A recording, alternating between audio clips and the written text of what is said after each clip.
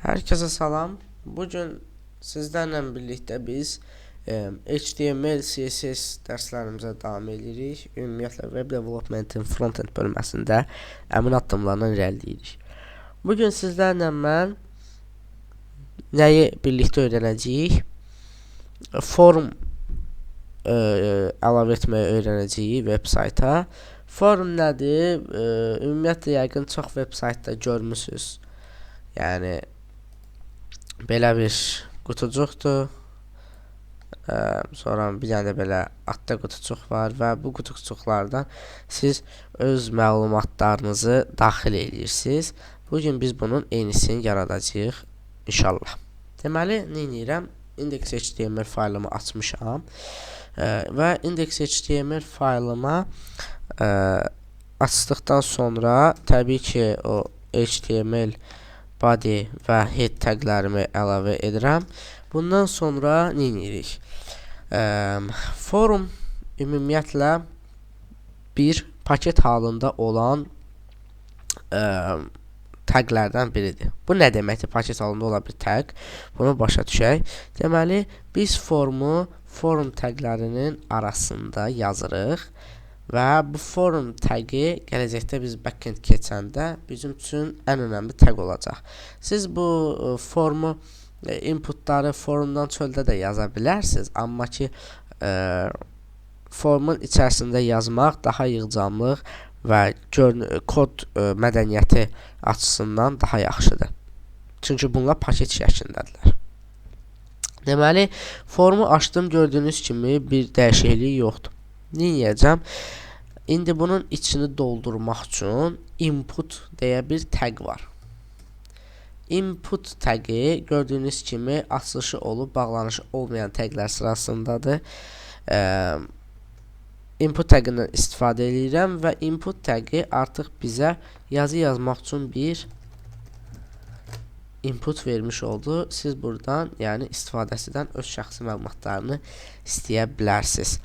İndi praktik cəhətdən praktik bir dərs olsun deyə nə edəcəm? Burada bir H3 yazaq biz. Yekə hərflərlə yazaq ki, yekə yazaq ki, H1 ilə olsun ya da qeydiyyatdan keçin. Qeydiyyatdan keçin. Qeydiyyatdan keçin deyə bir yazı yazdırdım. Sonra gərək style taglərimizi yazaq burada və style taglərində biraz bunların görünüşü ilə oynayaq. Deməli, bunun color-ı olsun blue. Məncə daha yaxşı görsəndir. Sonra nə edə bilərəm? Inputlarımı əlavə edeyim. Bu ad inputu olsun. Bu soyad üçün. Bu e-mail üçün, bu şifrə üçün, bu da yaş olsun. Deməli, nə edirəm? Burada da bizim qabağımıza type adında atribut çıxdı. Type atributu nədir? Input taginə məxsus olan bir atributdur və siz type-la inputunuzun tipini müəyyən edirsiniz. Inputun tiplərində W3 School-dan əldə edə bilərsiniz. Adda linkini də qoyaram. Deməli, text nədir? Adından da bəlli olduğu kimi text daxil etmək üçün olan bir text daxil etmək üçün olan bir inputdur. Burada siz text adınızdır, istəyirdik. Burada soyadı, burada e-maili istəyirdik. E-maili daxil eləmək üçün email adında bir type var. Sonra burada şifrənizi daxil edirsiniz. Şifrəni də daxil etmək üçün password adında type var. Burada da ayın tarixini, təvəllüdünü göstərəcəyimiz üçün burada da time adında bir üzr istəyirəm, date adında bir type var. Yoxlayaq hamısını. Gördüyünüz kimi 5-i də yanbayan düzüldü. Bunların bir-birindən fərqini görək. Bu ad üçün idi. Taki Murad. Soyad üçün Mikayılzadə. Bu e-mail üçün idi.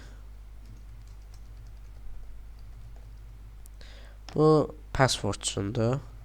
Gördüyünüz kimi password da artıq burada şifrələnmiş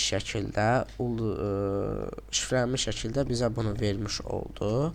Bu da ki bizim ayın tarixini əlavə etmək üçün olan bir inputumuzdur ki, siz buradan artıq tutaq ki, tarix əlavə eləyə bilərsiniz. Deməli, bu belə.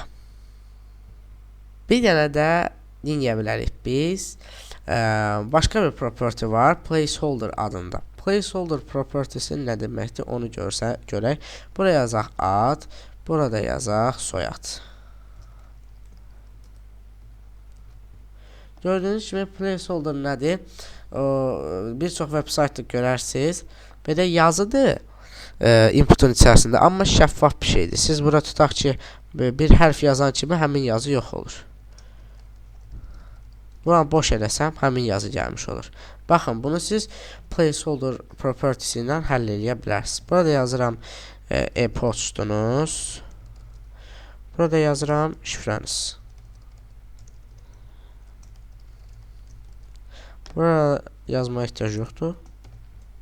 Gördüyünüz kimi hamısı düşdü. Bəs mən istəyirəmsə əgər burada tutaq ki, placeholder kimi olmasın, bir hərf kimi yazılsın ki, adınız. Bunun üçün dinləyəcəm. Bunun da çarəsi var. Placeholder silə.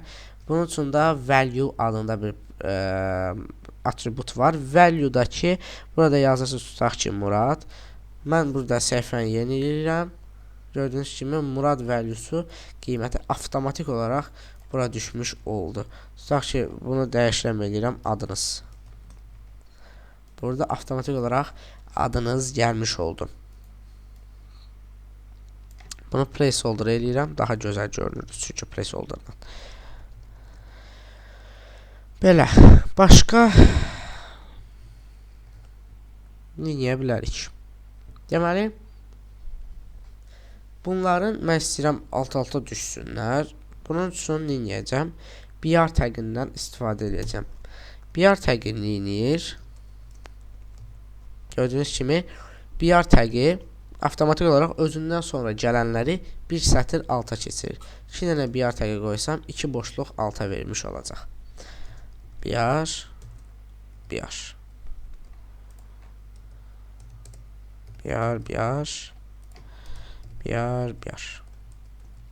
Gördüyünüz kimi hamısı alt-alta düzülmüş oldu. Bir dənə də şey var, yəqin çoxunuz görərsiniz bunu. Burada yazının üstündə olur, yanında olur. Ad yazılır, soyad yazılır. Yəni içində olmur, üstündə yazılır. Bunu necə eləyə biləcəyik? Bunun üçün label təqi var. Labeldan istifadə edəcəyik. Deməli, label, burada görürsünüz, for adında bir atribut var. Bu label'la inputu bir-birindən necə bağlayacağım? Bunun üçün mən inputumuza ID verəcəm. ID ilə class məntiqində gələn dərsimizdə inşallah ətraflı olaraq keçəcəyik. ID verirəm tutaq ki, ad. İndi buna ad verəndən, ID-sinə ad verəndən sonra gəlirəm burada for'a ad yazıram və label'ımıza text yazıram. Hər hansısa bir texti yazıram. Yazıram adınız. Placeholder'a da artıq ehtiyacım yoxdur. Gördüyünüz kimi adınız sözü gəldi bizim bu label inputun düz böyrünə düşdü. Bunu da digərlərinə istəyirəm eləyim. Kodun daha oxunaqlı olması üçün belə eləyək bunu.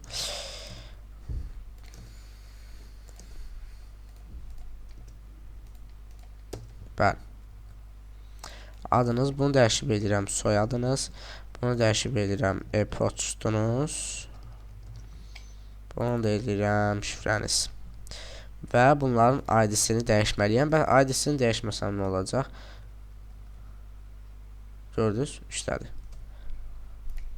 Amma yenə də biz oxunaqlılıq məqsədi ilə bunu dəyişib eləyəcəm. ID-sini bu olsun soyad. Bu da olsun soyad. Bunun ID-si olsun e-mail. Bunun da adresi olsun email. Olsun password. Bu da olsun password. Gördüğünüz kimi hamısı gözəl bir şəkildə düzüldü.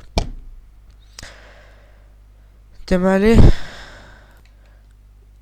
görünüşü daha gözəl etmək üçün hər halda görmüsünüz ki, müxtəlif veb saytlarda böyük ehtimal görmüsünüz ki, bunun ətrafında formun ətrafında belə çərçivə kimi bir şey olur. İndi biz bu çərçivədən özümüzə birini də düzəldəcəyik. Bunun üçün nə edirəm? Formu götürürəm, bütün bu formun içərisində yazdıqlarımı Ctrl-X eləyirəm, yəni kat eləyirəm. Sonra field set deyə bir property var. Field set property-sinin arasına həmin o formu təzədən yapışdırıram. Gördüyünüz kimi onlar belə bir çərçivənin içərisinə alınmış oldu və H1-i siləcəm, onu başqa bir şeylə əvəz eləmək istəyirəm çünki və çox vaxt burada balaca bir çıxıntı olur, həmin çıxıntıda yazılır register.